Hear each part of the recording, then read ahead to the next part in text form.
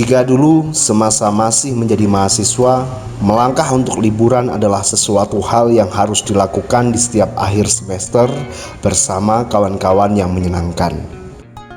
Kini, melangkah untuk liburan adalah sesuatu hal yang mesti direncanakan matang-matang. Mulai dari mencari tanggal liburan yang cocok hingga kendaraan apa yang akan digunakan.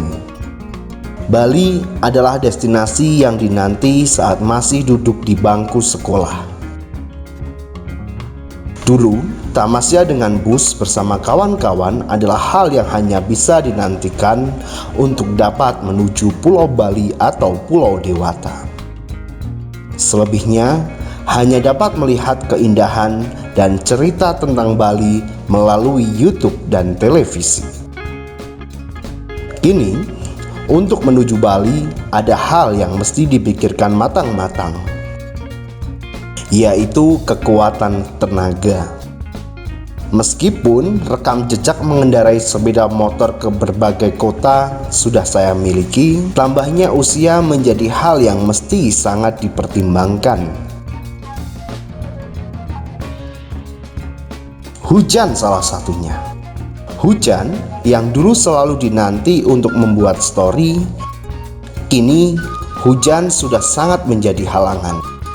Karena air hujan tidak lagi menghadirkan kenangan masa lalu, puisi tentang mereka, atau footage lagu indie.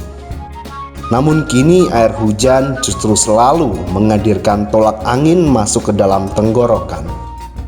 Akhirnya, mobil pribadi menjadi satu-satunya pilihan untuk dapat liburan tanpa kejar-kejaran jadwal perjalanan.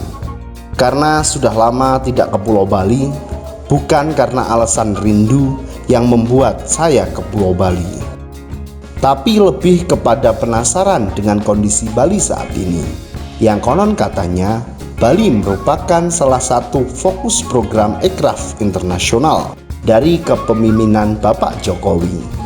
Saya pun berangkat siang hari menuju Pulau Bali, sembari mendengarkan lagu kangen band kesayangan anak 90-an.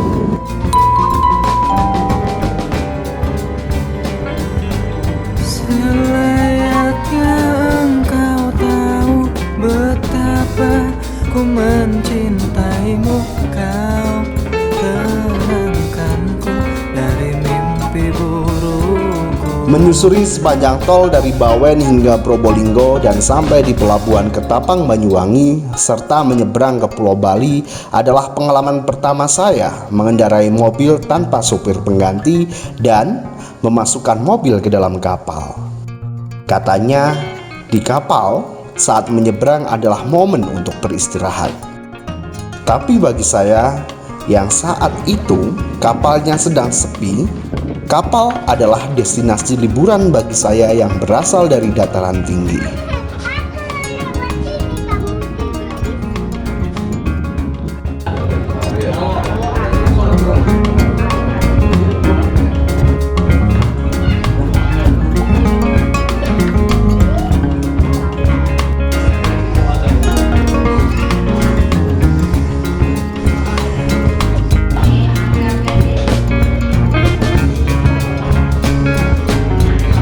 Berjalan keliling kapal, melihat suasana sudut-sudut kapal, sembari melamun, melihat lalu lalang kapal wisata maupun kapal barang menyeberang dari Pulau Bali ke Pulau Jawa atau sebaliknya.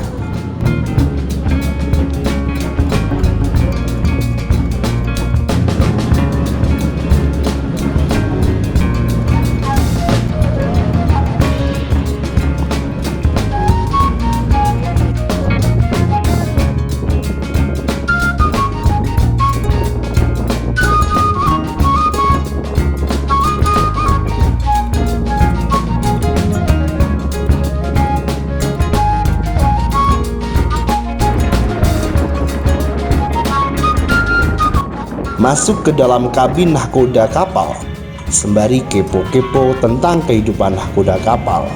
Saya lakukan.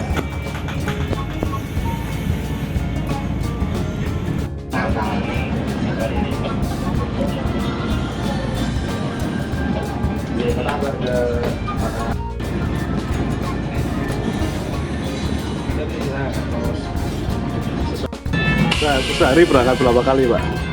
Sehari berangkat bolak-balik berapa kali? 8 trip. 8 trip? Sampai malam berarti ya? 8 trip.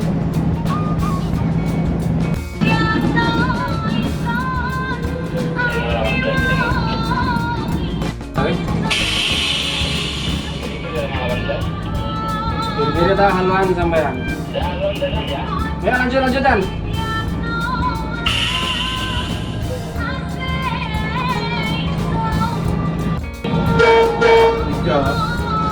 Selasa.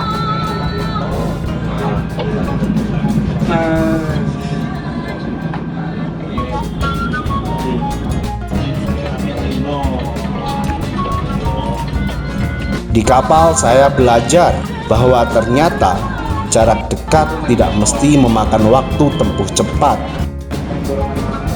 Tapi kapal ini membawa pelajaran bahwa terkadang untuk mencapai titik tuju yang terlihat mudah dicapai harus melalui rintangan yang harus lama dilalui. Sabar adalah kunci dari langkah perjalanan. Sesampai di Pulau Bali, saya melanjutkan langkahnya menuju sang lambang negara Indonesia, Garuda. Tapi yang ini Garuda Wisnu Kencana. Benar saja, jika Bali adalah destinasi wisata mancanegara, masuk loket pembayaran saja yang antri beli karcis para turis dari berbagai negara. Miris, orang dalam negeri harus membayar Rp40.000. Ini seharga dengan 4 nasi bungkus untuk makan sehari di kampung saya.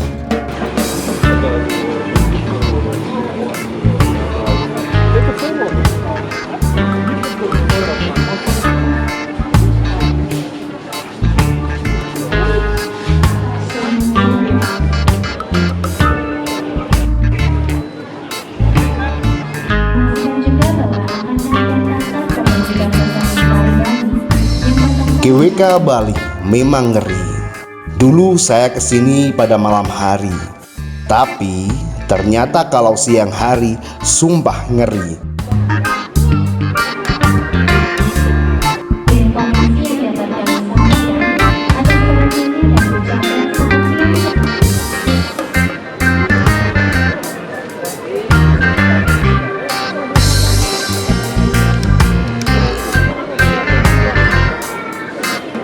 Keringat keluar semua. Bagaimana tidak, matahari menjunjung tinggi di atas wajah sang patung, saksi G20. Tapi kini sang patung telah menjadi saksi pertemuan saya dengan wanita Surabaya yang sedang berlibur sendiri.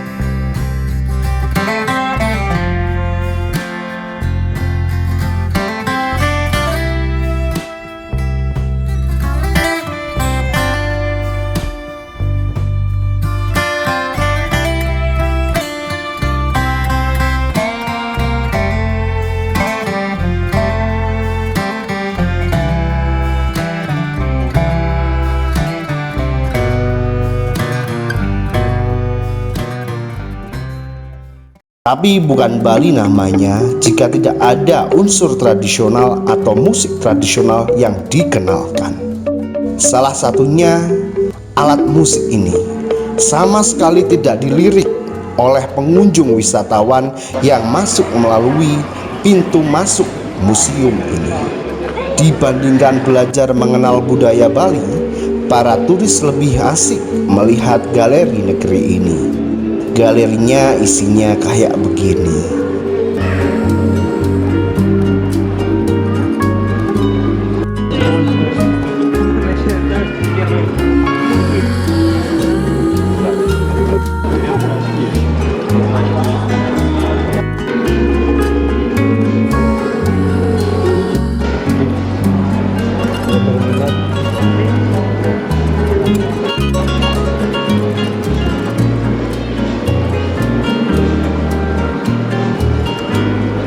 Sehabis melihat aktivitas turis kepo dengan galeri negeri ini, saya melihat ada wisatawan dalam negeri yang sedang kepo dengan musik kesenian asli Pulau Bali. Calung. Itu sama juga punya nada dia tuh, tapi Iya. caranya berlainan. Kalau ini pakai atas naik turun yang boleh dikatakan ada do re mi fa sol la si do. Oh gitu. Namanya apa tadi? Artinya berjejer nih. Kalau itu memang pakai tapi dia pasang di sini, loncat di sini, sana gitu. Kalau yang ini namanya apa? Rinde Rine. Bali. Oke. Pokoknya pakai di pilah-pilah. Sudah lama di sini. Hah? Sudah menghibur di sini sudah lama. Sudah. Berapa tahun? Sini. Ya. Ini berkat habis. Ini kan coronanya tidak Oh gitu. sudah. Sudah corona baru ada Ke sini. Banyak nggak wisatawan yang tanya-tanya alat ini gitu? banyak. Pak, kalau dia ada minat, banyak yang tanya. Kan sudah ada penjelasan. Oh gitu. Itu apa? Oh iya deh. Ini ada yang kayak ibunya tadi bermain gitu ya Pak ya. Oke. Dia tanya ini apa, dunia bagaimana fungsinya. Biasanya ditanyakan itu ya. Oke. Ya, Namanya siapa Pak? Namanya Bapak. saya Pak Wayan. Ternyata tak terasa sudah hampir setengah hari saya di GWK ini. Hanya galeri dan patung-patung zaman Wisnu Kencana yang dapat diperlihatkan di sini. Tapi berbicara tokoh Wisnu Kencana tidak jauh dari Sang Kresna. Kresna merupakan tokoh pendukung dan pelindung atau pengayom tokoh-tokoh yang memiliki sifat benar, utama, dan adil. Ia pun juga sebagai tokoh penjaga dan pemelihara alam semesta dan telah dikenal oleh sebagian besar masyarakat Indonesia, terutama Jawa. Tokoh Kresna mengalami hidup cukup lama, baik dalam karya sastra Jawa kuno maupun Jawa baru. Kalau Kresna di Bali, apakah seperti sifat-sifatnya? Simak perjalanan berikutnya di langkah ketiga menuju Kresna.